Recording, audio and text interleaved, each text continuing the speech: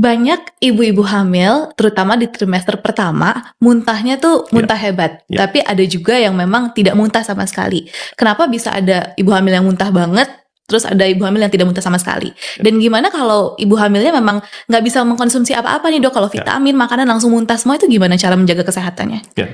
Yang pertama kita harus lihat dulu muntah pada kehamilan itu normal atau tidak. Jadi ada yang disebut emesis gravidarum atau hiperemesis. Jadi hiper itu berlebihan muntahnya, atau dia muntah dalam kehamilan. Apa yang bisa menyebabkan orang itu tidak muntah pada kehamilan? Yang pernah saya tahu literaturnya itu bahwa kecukupan dari vitamin B6 itu mempengaruhi terhadap mual muntah si ibu hamil. B6. Jadi bukan berarti saya minum B6, tapi waktu dia saat sebelum hamil, dalam tubuhnya kalau diperiksa mikronutriensnya B6-nya bagus. Itu yang pertama. Dua, nggak enak juga saya bilangnya. Orang yang nggak aktif lebih cenderung akan lebih mual dibandingkan orang yang aktif. Jadi orang yang bekerja itu akan lebih kuat dibandingkan orang yang hanya di rumah saja.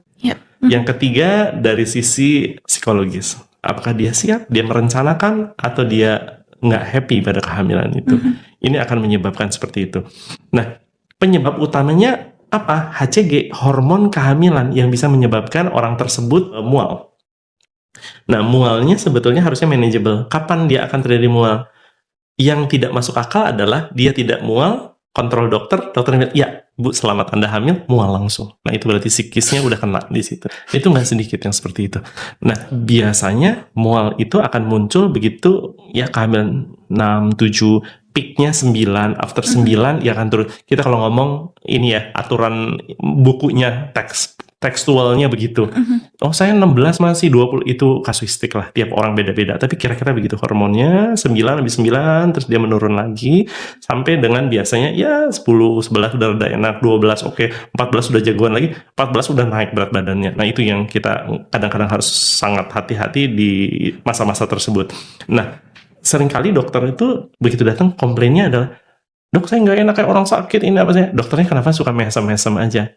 It's a good news. Karena apa? Dengan ada keluhan seperti itu, janinnya berkembang. Tapi kalau bilang, saya jagoan nih, wah saya nggak rasa apa-apa, dokternya deg-degan, mau USG, apakah ini berkembang atau enggak gitu. Nah, itu kita juga harus bisa melihat peran hormon ada di situ.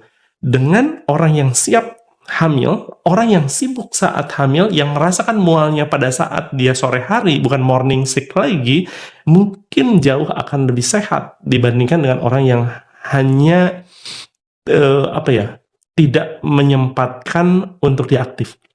Dalam arti kata gini, saya kan ibu rumah tangga, berarti saya nggak ada kerja. Bukan itu maksud saya.